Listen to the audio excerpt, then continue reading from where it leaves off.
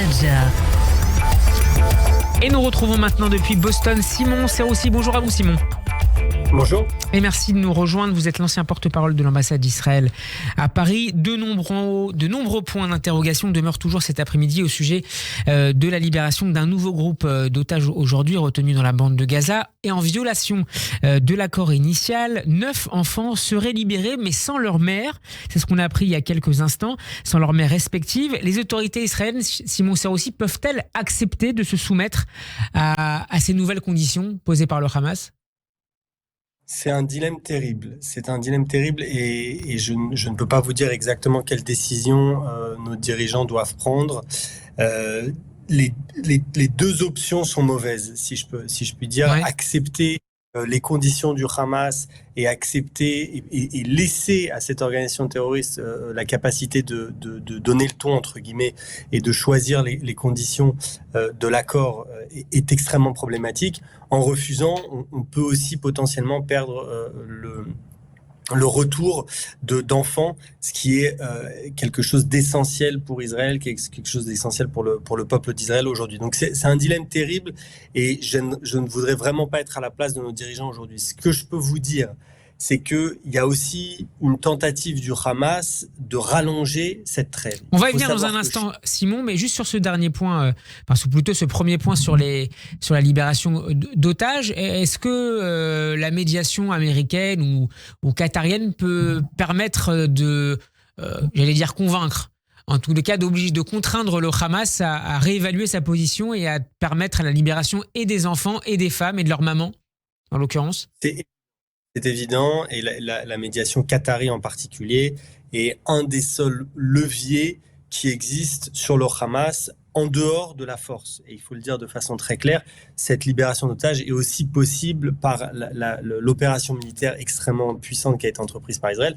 Donc la force, et aujourd'hui les Qataris et peut-être les Égyptiens, les Jordaniens un petit peu, mais les Qataris sont le principal levier pour faire pression sur le Hamas aujourd'hui. Mais ce qui est intéressant, Simon Serroussi, c'est que tout à l'heure, le Qatar a expliqué que certains otages ne seraient pas aux mains du Hamas, ce qui entraînerait des difficultés que nous connaissons en ce moment. Vous y croyez ?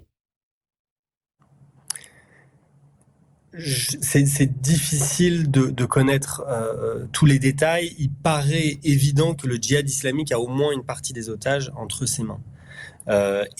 D'après les rapports qu'on a pu lire dans la presse israélienne, il y aurait même des civils gazaouis qui auraient en leur possession des otages, notamment peut-être l'otage israélienne qui a été libéré par les forces spéciales israéliennes l'aurait été en dehors des mains du Hamas. Ce n'est pas confirmé, mais c'est des rapports qui ont été écrits dans la presse israélienne.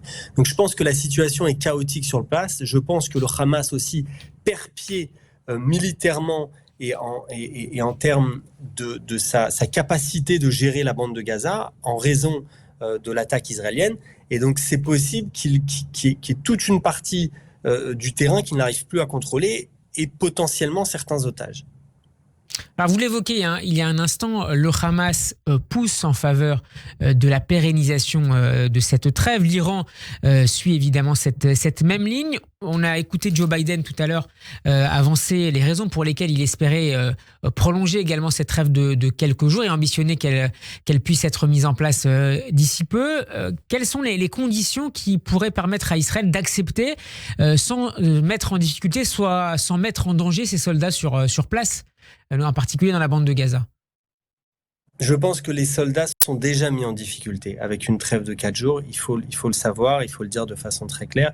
Ça rend la situation sur le terrain beaucoup plus compliquée. Maintenant, nos soldats sont prêts à payer un prix très cher pour voir des Israéliens revenir chez eux et c'est normal. Mais chaque journée de trêve, et on a déjà eu 3 jours de trêve, ça permet au Hamas de se réorganiser, ça permet aux terroristes du Hamas de prendre position, de comprendre où sont positionnées les forces israéliennes.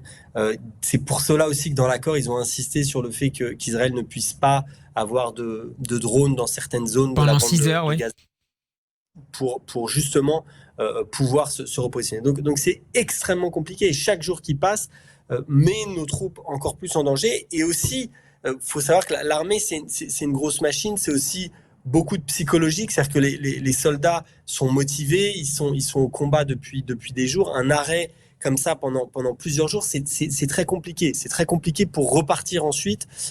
L'armée le fera, l'armée sait le faire, mais il faut avoir conscience de la complexité que cela implique. Et est-ce qu'on peut envisager que certains responsables militaires, à commencer par le ministre de la Défense et le chef d'état-major israélien, puissent pousser Benyamin Netanyahou à ne pas aller trop loin dans ces discussions pour ne pas mettre en danger et compromettre les objectifs définis pour cette campagne militaire?